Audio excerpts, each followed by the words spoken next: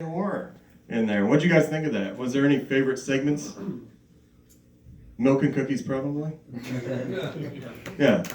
All right. Well, let's go ahead and kick things off here. I had questions. First of all, I'm sorry about your chips. Kept getting eaten, crushed. I almost brought you some. But, I have a question about Santa. Yeah. When we see Santa in your shorts, is it an incarnation of Santa? Did your sister hire a vagabond to just come in and make your life kind of a living hell since you're kind of a jerk? Like, what you could say is that the character was, and you don't have to look me in the eyes and tell me that. Okay, fair enough. So I asked Sam, the writer-director, about Yes. that. And well, first of all, the way that I got involved with this was, of this segment for me was, Sam Wyman wrote and directed this, and I met him on Satanic Panic, a movie that we both worked on, a Chelsea Stardust movie. And he was her assistant at the time, and we got along really well, and that's when I found out that he was a filmmaker, and I asked him to send me his short, The Quiet Room, and if you have a chance to see that, if you haven't, highly recommend checking it out. It's wonderful. And so he called me and said that he had written a part with me in mind, and I was super excited. I said, yes, of course, I'll do it. And then I read it, and I was like, Sam is an abusive alcoholic father. Yeah. And you know I have a 5-year-old, what the fuck? I was like, of course, yes, I'll do this. So we got together down in Anaheim and shot this thing. And the actor that played Santa is a performer named Bitch Pudding.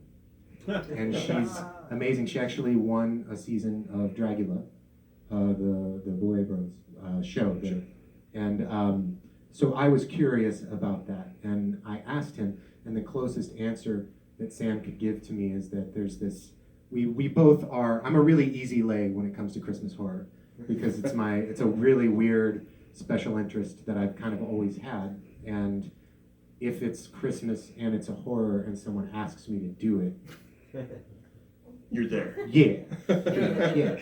And one of my favorite things about Christmas movies in general is this magical realism. And for me, that still happens in Christmas movies, but it was a really big part. I'm 42, so I grew up in the 80s and 80s cinema.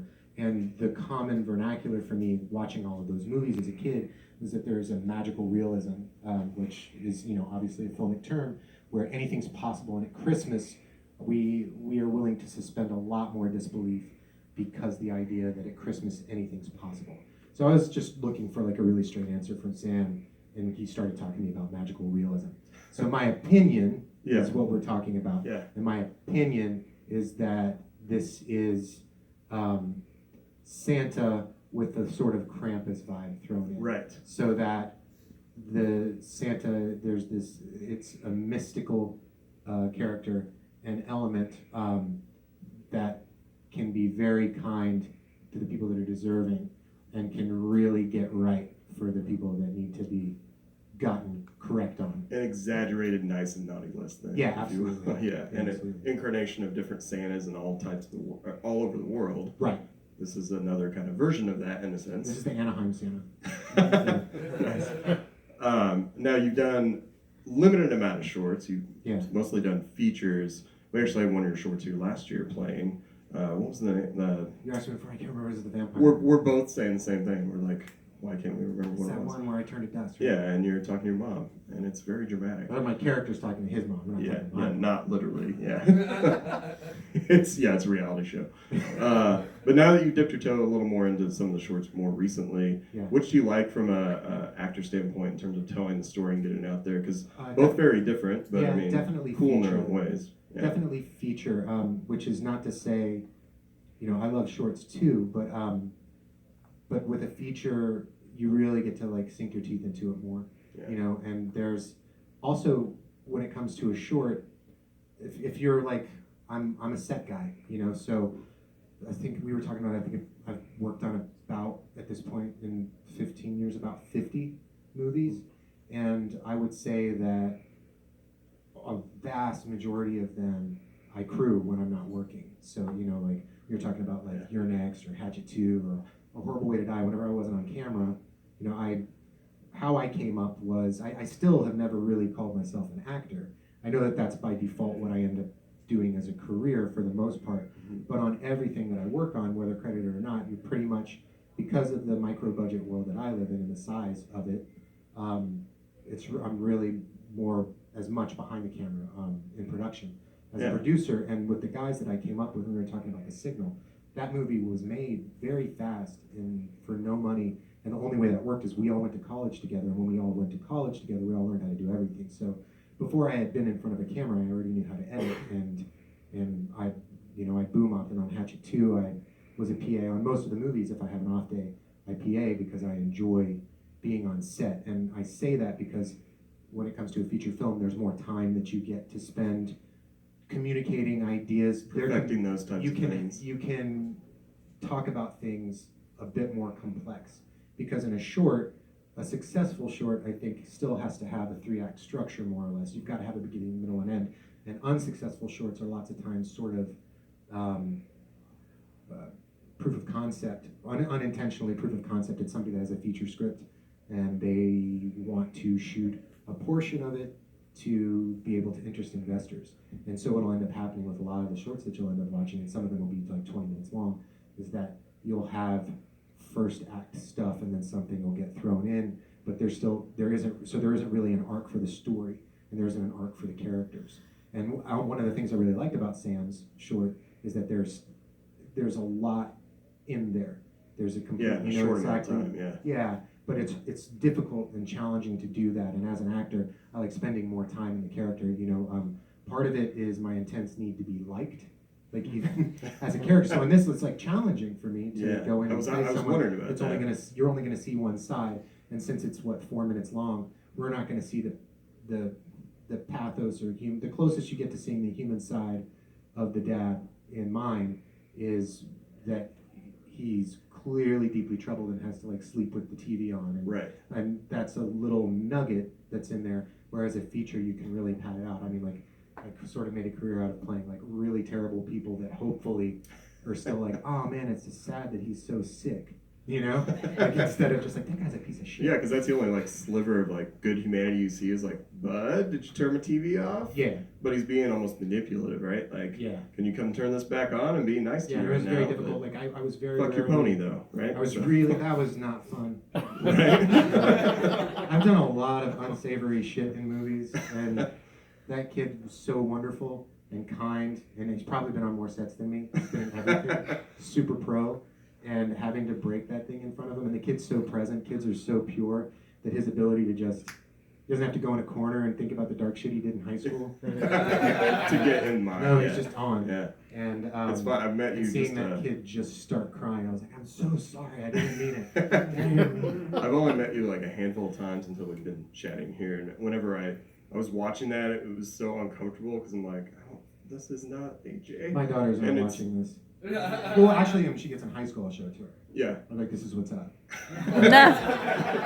this is what's coming. It's more of to show the boyfriends. He's like, yeah, don't do this. Yeah. Well, you mentioned that you liked holiday horror themed things in general, so now that took me down like a rabbit hole in my head. Like, what are some of your favorite ones? We talked about rare exports earlier. Yeah. Briefly. Yeah. But like, what are some of your favorite? Like, just a couple. My favorite horror film, period, of all time is 74 Black Christmas.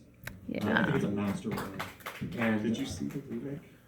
Which remake? Which one? No, I haven't. I was like just what you're curious. saying. It's been, oh, well, I don't have an opinion on that. No. I haven't seen it yet. Yeah, I was just curious. No, it was straight in Disney Plus mode. It was the holidays. I didn't get a chance. Mandalorian all day. Yeah. It was there was a lot of Sound of Music happening. But the original one, I wrote my thesis paper in college. Oh wow! So comparing that to A Christmas Story, because structurally, like from a filmic language place, the bookends of both movies are exactly the same. Mm-hmm. So you start with the exterior of a house, and Bob Clark, I talked to him about it before he passed because I live in LA, and they used to play it, they still do, every year at the New Beverly. And one year he and Olivia Hussey came, and John Saxon, and they came and they talked, and I hounded him about it, because I wanted to know, I was nerding out because in A Christmas Story, there's a lot of color and diffusion, Mm-hmm. and there's music playing, and it's very warm, and you know what kind of movie you're going to get into. Mm-hmm. You know, it's very cozy. And Black Christmas opens exactly the same way, except the lighting's super crisp. There's no music, and you just hear the sounds of wind and snow, and it lets you know right away before you're in Billy's POV what you're in for. You know, and the end, especially at the end, until you see, you know, the little stuff going on in the house. Yeah. You know exactly, he achieves and establishes the tone and the aesthetic of the whole film with just those opening shots. Yeah. And I saw Black Christmas obviously because of my age after I saw Halloween, you know, and so I asked Bob Clark about that. Because obviously when we're talking about, I mean, you can go deeper back than Psycho, but for the most part in the modern era, a lot of people talk about Psycho.